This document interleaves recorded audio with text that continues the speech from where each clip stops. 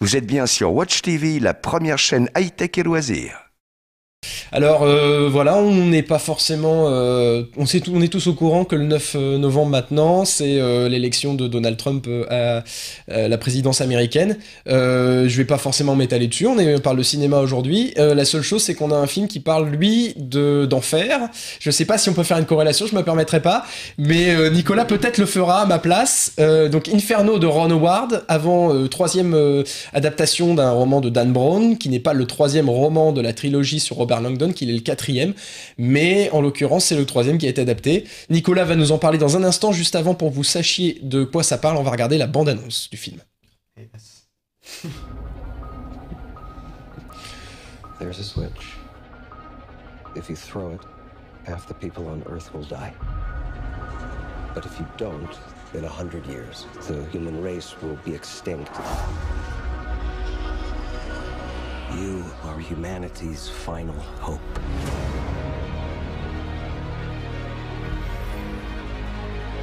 I left you a path. The hardest one yet. Inferno will be at the end. Zubist.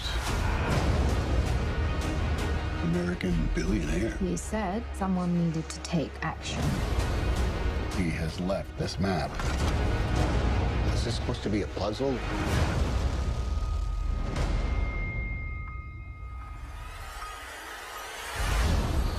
See you can find. Zubist created a plague. If a plague exists, do you know how many governments would want it? And what they'd do to get it? Without Professor Langley, no one can find the virus. Don't trust anyone. Human lives are at stake. I just want to know that I'm on the right side. Let's get him.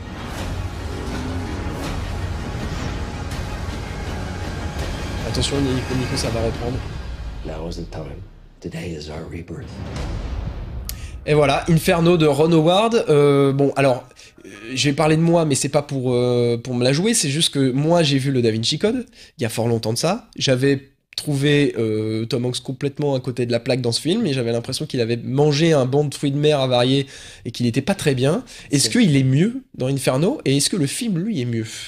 Bah, je pense que la maladie est toujours là quand même. Hein. Parce que Inferno, c'est un peu quand même l'enfer. Hein. Mais c'est vraiment c'est un calvaire à regarder, tout simplement. Tu veux dire qu'il s'est fait un défi en mettant un titre qui correspond au film ? Oui, je trouve, et puis que ça sorte au moment où Trump est élu, c'est quand même magnifique. Il y a une coïncidence, quand même, c'est les Illuminati, certainement, je pense. Attention à ce que tu dis, Nicolas. Je te rappelle qu'il est président des filmé. États-Unis. Fais attention. Et il regarde l'émission en ce moment. Hein. Puis il y a la NSA qui est sur toi déjà. Oui, bah ça, oulala. c'est cool. Mais donc, alors, bon, pourquoi c'est un calvaire ? Bon, en fait, pour tout. Parce que concrètement, il n'y a rien qui marche dans tout le film. L'histoire est aberrante. Enfin, il n'y a aucune logique. Bon, les personnages se déplacent, font n'importe quoi. Ils se comportent stupidement, comme personne ne ferait dans la réalité. Déjà, il y a ça. Après, c'est rythmé façon très cut, très montage Hollywood. On ne sait pas trop ce qu'on fait. On passe d'une scène à l'autre. On fait un peu comme on a vu avec Suicide Squad. Oui. Où c'était en gros des montages de bande-annonce. Bah là, c'est à peu près la même chose. Alors ça, c'est quelque chose dont Ron Howard est tout à fait capable. C'est un truc, de temps en temps, il se laisse aller et il a l'impression qu'il a abandonné le banc de montage, Ron Howard. C'est très bizarre, en fait, ce film, parce qu'il y a des gens compétents, en fait, derrière. Ron Howard est quand même quelqu'un de compétent. Il a fait des bons films, parfois.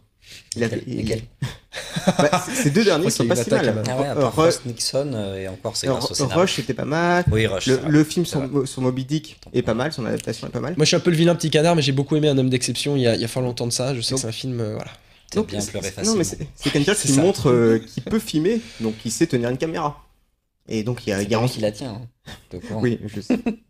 Mais donc il y a Hans Zimmer, la musique. Bon, Hans Zimmer, alors là, je pense qu'il fait la pire BO qu'il a jamais fait.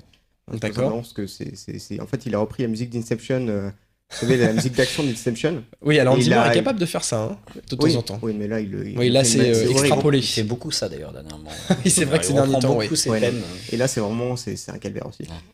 Alors, les acteurs sont complètement perdus, bien sûr, parce que quand on te donne une mauvaise histoire, une mauvaise mise en scène, tu fais pas grand-chose de bon en général. Donc, t'as beau avoir des très bons acteurs comme Felicity Jones ou même Tom Hanks, qui est toujours aussi perdu, ça mauvais, quoi. Ça s'accroche pas. Mais alors, bon, je glisse, je suis obligé de parler de ça, mais Omar Sy dedans, figuration ou pas figuration? Inutile, oui, ça c'est sûr, parce que il a un rôle assez ridicule. Et, enfin, c'est complètement débile la façon dont il est traité, c'est presque insultant, je comprends pas pourquoi il tourne dedans. Parce que il est le seul acteur qui a un rôle un minimum intéressant et un peu cool. C'est Irfan Khan, l'acteur de Bollywood. Oui, qui est un extraordinaire acteur, mais qui joue un mec un peu cool dans le film. Et franchement, c'est le seul qui a un minimum de présence pendant tout le film. Mais Omar Sy et tout ça, c'est des, on va dire, des méchants gentils de passage, parce que tout le monde est un peu... on sait jamais s'ils sont gentils, méchants. Aïe, aïe, aïe. Donc c'est pas du tout un film que tu vas conseiller, si j'entends bien. Ça paraît mal parti. C'est quand même intéressant pour savoir ce qu'est un mauvais film, parce que c'est quand même un bon navet de première catégorie. Donc, oui, mais alors navet c'est bien, mais nanar, c'est mieux. Est-ce que c'est un nanar? Non, c'est pas un nanar, c'est quand même très long. Surtout qu'au départ, ça commence par l'amnésie de Tom Hanks, qui se rappelle pas ce qui lui est arrivé. Et attention, ce que tu vas dire, ne spoil pas la fin, même s'il y a des gens qui n'ont pas aimé le film. Mais c'est le départ. Il est donc amnésique, il se rappelle de rien, il se retrouve dans une chambre d'hôpital. D'accord. Et il a des images de l'apocalypse, en même temps il y a des scènes d'action, et en gros, c'est un rythme effréné, il se passe 36 000 choses, tu comprends rien, et tu te dis ça commence mal quand même. C'est terrible. Oui, et la fin est... je parle même pas de la dernière séquence qui est quand même...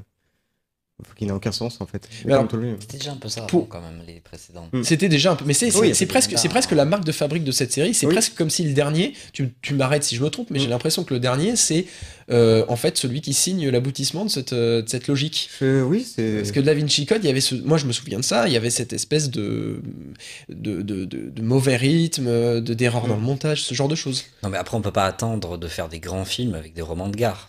Certes, mais un Dan film... Brown, donc peut pas... Même un très grand réalisateur, il peut pas sublimer un truc... Il pourrait au moins assurer un divertissement efficace, a priori. Oui, il pourrait faire une mise en scène correcte. Au moins ça. Il pourrait... Watch TV, c'est la première chaîne high-tech et loisirs.